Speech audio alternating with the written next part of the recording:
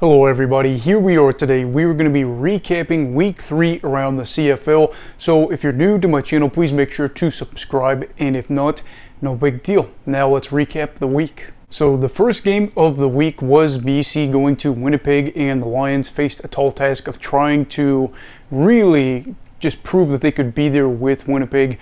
And I got to be honest, they did a fantastic job here in this one. We'll talk about the final score at the end, but we'll talk about some of the things that happened in this one.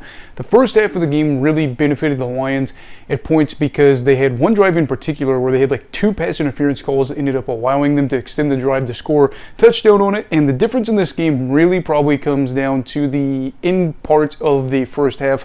The Lions are up 10-6. There's not a lot of time left. They end up getting a deep throw. I can't remember who it was to, but it ends up going, and they allow themselves the opportunity to end up scoring. I think it was Alexander Hollins to score just before the end of the half. It was like the last play of the first half.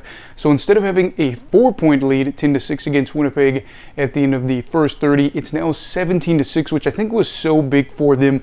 The Lions would go on to score 13 more in the second half and shut out the Blue Bombers the rest of the way as they end up going on to win 30-6.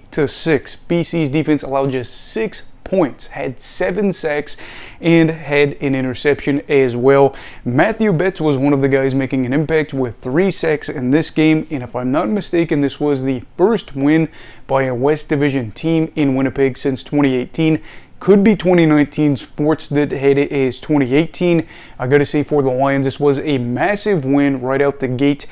Their back-to-back 3-0 starts for this year and last year, the first since the 1994-95 seasons. Great news there for them as they are doing a great job without Nathan Rourke. Vernon Adams Jr. is there. Things are clicking. This defense looks so good.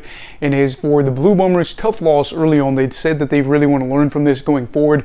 But that is back-to-back games where they really allowed more than probably they would have liked against the Rough Riders. Still won that one, but then just flat out got outplayed by BC as the defense, again, just really made Coloros' life a pain in the neck as the Lions dominate in Winnipeg. Then, of course, the second game of the week was the Montreal Alouettes traveling to Hamilton to play the Tiger Cats. The Owls coming off of a bye week. Hamilton looking to pick up their first win of the season, and that was not the case. Now, this one started out in a fun way, some back and forth deep shots between Matthew Schultz, who of course was replacing the injured Bo Levi Mitchell, and of course Cody Fajardo, and it was Hamilton who ended up going up 6-0 thanks to 2 field goals. But Chandler Worthy said, you know what? Don't worry about it. I got this right now. I can get us the lead back. He gets a big punt return touchdown to go up 7-0. Austin Mack later, who is making a pretty good name for himself, I gotta say, ends up scoring a touchdown for himself too. That might have been the first of his career. I thought I read that. And he ended up making it 14-6 Montreal. Deontay Evans ended up getting a pick that turns into a Cody Fajardo rushing touchdown towards the end of the first half as the Alouettes are up in front of an angry Hamilton crowd, 21-9 at the half. And then in the second half, things get a little bit further out of reach as Wesley Sutton gets a pick 6 as Montreal ends up going on to win this one 38-12. Wow, did not expect to see that happen. There was a lot of talk after this game because it was Chris Edwards, and if you know anything about Chris Edwards, you remember the 2021 Eastern Final in Toronto and all that stuff happening there. He ends up going in for a handshake. I think it was on Austin Mack, and basically as he goes in for the handshake, he goes, bah! Like that. Hope I didn't jump scare you too much there. That was kind of funny. But yeah, ends up going for that. Now people are talking about whether it'll be a fine, a suspension, should he be kicked out of the league. Probably not kicked out of the league. It wasn't as brutal as some people made it out to be. Was it wrong? Absolutely. Will it be a fine? Absolutely. Should it be a suspension? Probably, yeah. But that was kind of the talking point after this game. And also, Hamilton has allowed 30-plus points in each of their 3 games this season. Good win for Montreal, though, who I picked to go 5-13. They're 2-0 to start the year, looking good there. And for a guy that supports Cody Fajardo and says that he's a good quarterback, I'm happy to say that after a lot of people said that he is terrible. But anyway, the Tiger Cats collapsed in all 3 phases of the game as they go to 0-3. Good news for them. They can't lose this week because they have a bye week in week 4. Then the third game of the week was the Rough Riders heading over to Calgary to play the Stampeders. good crowd, probably a good chunk of that being Rough Riders fans. But anyway, it was a fun atmosphere, and coming into this one, the Stampeders were without Reggie Bagleton, who was on the 6-game IL, as well as Kadeem Carey, and things kind of got worse for the receiving corps too. Malik Henry ended up getting injured in this game, but the first half was kind of weird, saw some weird bounces, turnovers that weren't going to be turnovers, as it was 6-3 Calgary that led at the end of the first half. Me watching the game thinking, this is not a great game, and I am a huge CFL fan, but even I was like, this is going to be a tough game to finish out, and I'm glad that I ended up sticking it out and watching this game, because things got a lot better in the later half of this one, as we saw a near pick six by Roland Milligan that Shea Patterson ended up punching in from the 1-yard line to give the Rough Riders a lead. And eventually in this game, the Rough Riders had a 10-point lead pretty late into this one with about 5.5 minutes to go. Doesn't matter though. Calgary Stampeders, they got some feist in them, they got some hunger, they want to win in front of the home crowd. They rally back and end up getting a 53-yard field goal from Rene Paredes, who ended up hitting his 500 career field goal marker in this game, and ended up, of course, sending this one to overtime, so that's free football for us, and it was pretty exciting here as we saw the Rough Riders end up winning this one.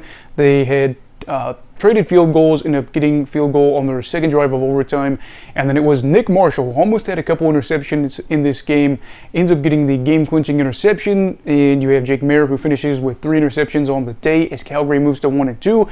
Mayer had 3 really unfortunate interceptions.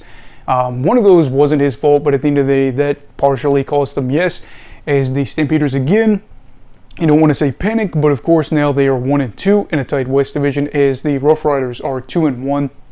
Get a gutsy win, and Jamal Morrow played pretty darn well, if I say so myself. And then for Week 3 fans, as sad as it gets, there was just one more game before the end of the week, but it ended up being a pretty fun one. Toronto ended up traveling to Edmonton to play the Elks. The Elks looking to end their home losing streak.